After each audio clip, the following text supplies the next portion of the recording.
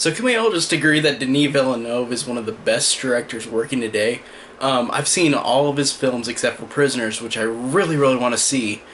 But I thought Sicario was really, really good. I loved Arrival, and I thought that Blade Runner 2049 is a better film than the original. And whoa, don't hurt me because I know that a lot of people are instantly going to say bullshit, or people are going to be pissed because it's not the original. But this director had an impossible task, honestly, because any film, part of a franchise that has a sequel or sequels, usually they are either some are loved and some can be reviled and despised for bullshit reasons or reasons that people think are good reasons to not like them. But this sequel is one of the best sequels ever made. Hands down. I think that in terms of keeping it exactly in tone with the original, everything feels authentic. Everything, including the characters, including how the story concludes from the first film to the next film, and do how visually it is one of the most beautiful looking movies I've ever seen. And it's a dire movie, which is really interesting. It's very dire, and it looks more dire than the first film, and it's because of 30 years of history have gone by since the first film.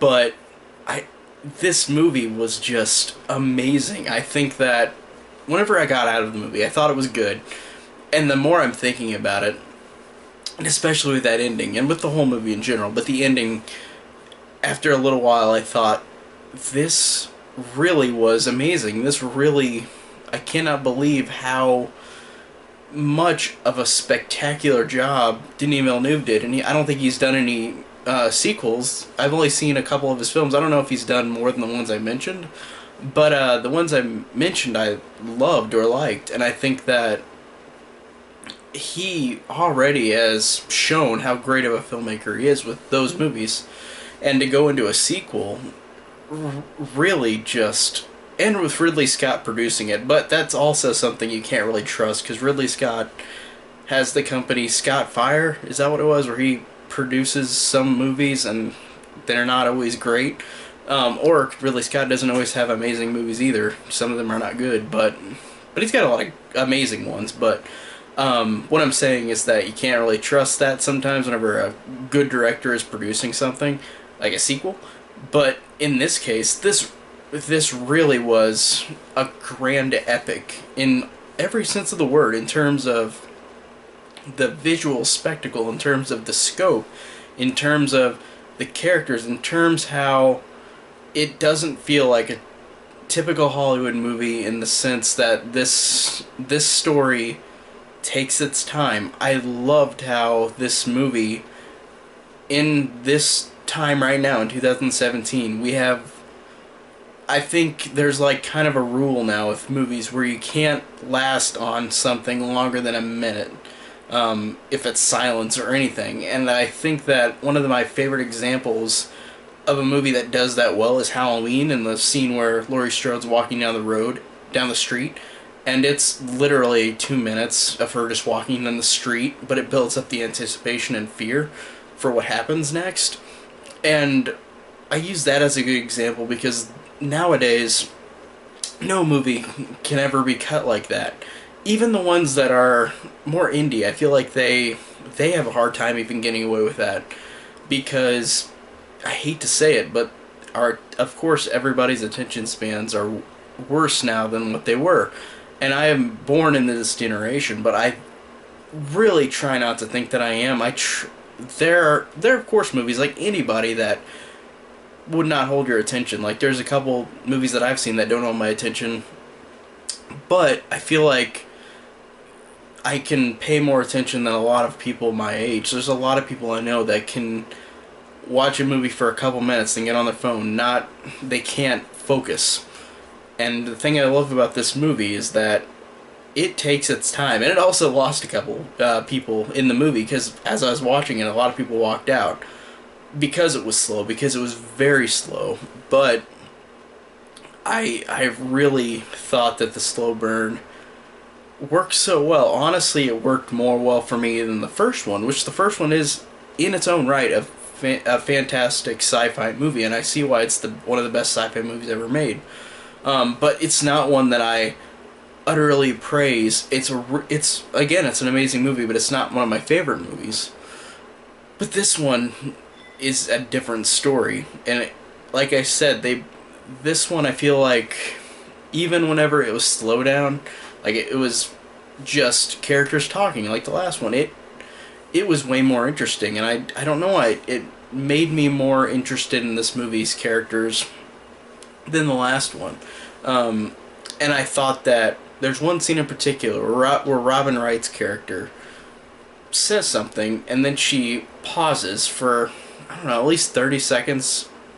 And that's not even that long of a continual pause with no dialogue, but it felt long, and I like that. I like that you have a character take their time, because the character was thinking in her head what she was gonna say, and it took a second, and I like that. I liked that it didn't immediately cut back to him, that she made her decision or what she was talking about in the movie.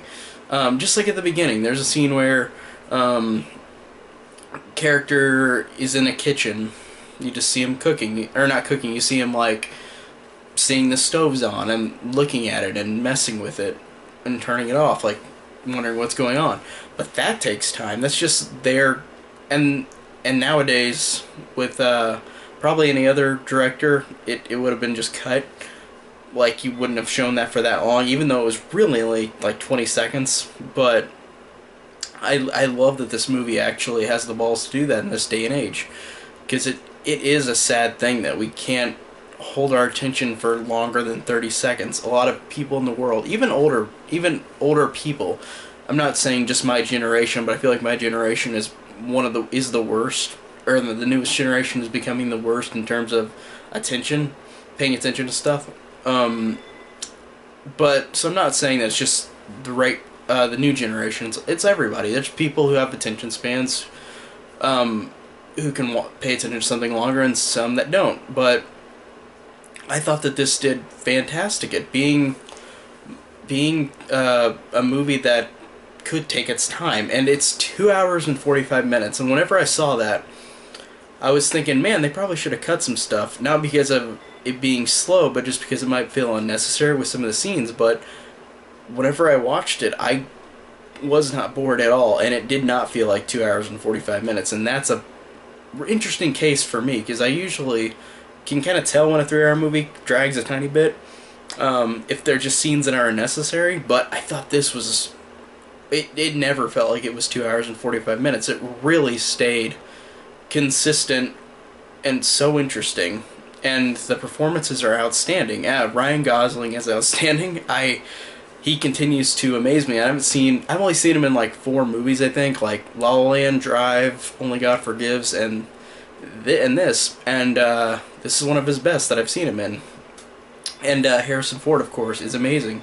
He's great in everything, and I love how we got a third franchise movie that is set 20 or 30 years after the last movie of a franchise, after Indiana Jones and Star Wars. And I'd say that this might be his best one out of the 3. Like, this is the best movie out of the 3, but I think that he was really, really amazing in this, and he was really, from his progression from the first movie to this movie, it really worked. And I liked how you see that progression, and you see his story continue on. All the actors are good. All the other actors are good too. But I like how I like how the story keeps continuing from the last movie. But the movie takes its time to introduce Harrison Ford. It is, I'm not gonna lie, it's halfway through the movie until he comes in. But I thought that worked so well, because I was never bored before that. Ryan Gosling's character was so interesting, and what was going on in his life, and how he was trying to solve this mystery. Like, he gets tasked with this mystery and wants to know what happens. And then he runs into Harrison Ford's character, and then I love how he and Deckard react to each other, and I like what they talk about. keeping it spoiler free, but I like their reactions. I really do. The acting was really fantastic, and I thought that everything in this movie was great quality that deserves to be one of the best sequels ever. I really do like, and from a director who's never, in my mind, I don't know if he's done any sequels, and if he hasn't, then he's never done a sequel before. So it's amazing that he can do that, and it's a Hollywood movie too, or well, it is a Hollywood movie, and the first one technically was too, but it didn't do well, and I think that they're technically Hollywood movies, but they just weren't. They just don't feel like them, and this one does not. It's just like Mother. They don't feel like typical Hollywood movies that have to do basic everything that Hollywood movies do. I thought this one, as its own thing, was fantastic, and I don't know if you. I mean, you could see the first one. I feel like you wouldn't be terribly lost without it, because honestly, the opening lines, like how in the first Blade Runner they did in this too, but it explained everything immediately. And the only thing you probably need to know more about is just Deckard and his past. But they explain that so well in this too, so this might be amazing as a standalone as well. But I've seen the first one a couple times, so I don't know what that experience would be without watching the first one and watching this by itself. But I think that for the most part you could watch this and not have to see the other one. But man, I cannot believe how amazing this was. It's truly one of the best sequels ever. Amazing acting, the visuals are spectacular, the story is spectacular, the twists are great. I don't want to say anything about it. I just want you to go and see it. It is worth your money. Thanks guys so much for watching, and I'll talk to you next time.